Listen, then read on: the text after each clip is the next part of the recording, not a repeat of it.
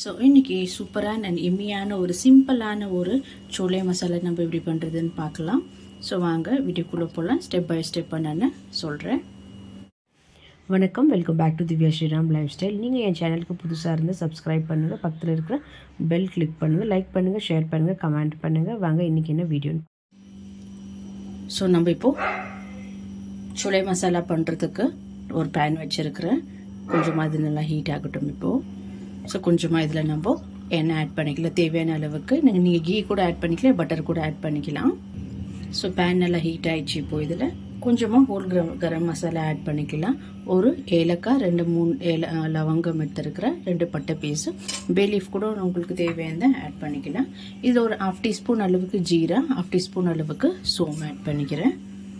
And இது கூடவே நான் இப்போது 2 வெங்காயம் நல்லா பேஸ்ட் பண்ணி வச்சுருக்கிறேன், அதை ஆட் பண்ணிக்கலாம். ஸோ இப்போ இது நல்லா வெங்காயம் குக் ஆகணும். ஸோ இந்த ஆனியன்ஸ் நல்லா நம்ம கோல்டன் ப்ரௌன் வரைக்கும் நல்லா இது ரோஸ்ட் பண்ணணும். நல்லா இது ரோஸ்ட் ஆகட்டும். இப்போது இது ஒரு 5 நிமிஷம் கரெக்டாக எடுக்கும். இது நல்லா குக் ஆகி இதே ஆட்டோமேட்டிக்காக ப்ரௌன் கலர் ஆகும் நம்மளுக்கு. ஸோ அதற்கு குக் பண்ணி எடுத்துக்கலாம். ஸோ பாருங்கள், இப்போ இது நல்லா கலர் மாறிடுச்சு. இதில் நம்ம இஞ்சி பூண்டு பேஸ்ட்டு ஒரு டீஸ்பூன் அளவுக்கு நம்ம ஆட் பண்ணிக்கலாம்.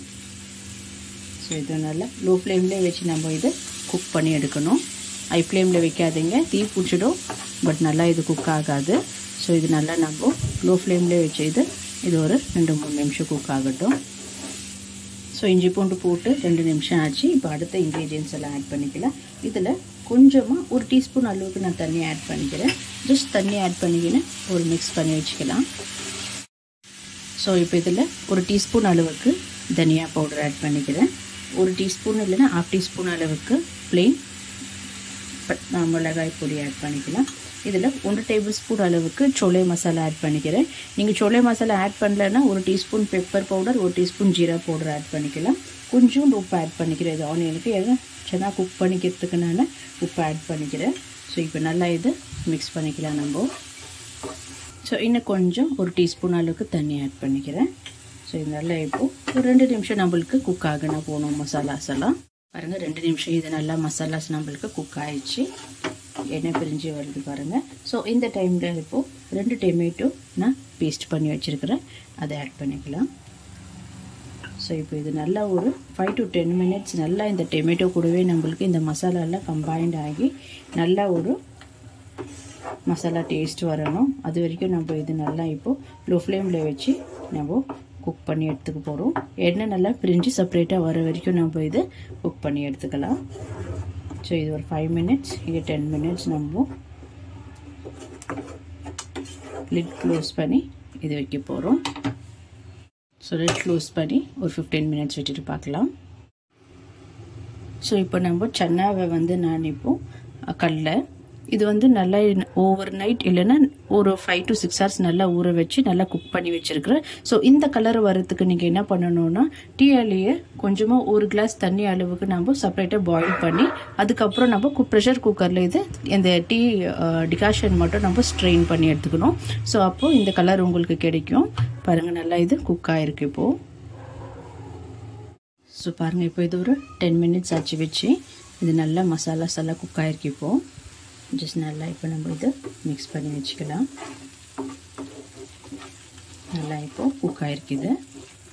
ஸோ இப்போ நம்ம குக் பண்ணி வச்சுருக்கிற கடலையை இலச்சனா நம்ம இதில் ஆட் பண்ணிக்க போகிறோம்.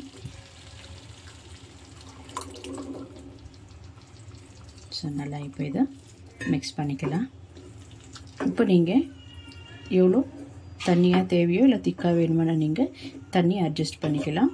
இது கூடவே நீங்கள் சால்ட் கூட நல்லா இப்போ இதில் அட்ஜஸ்ட் பண்ணிக்கலாம். செக் பண்ணி பார்த்துக்குங்க.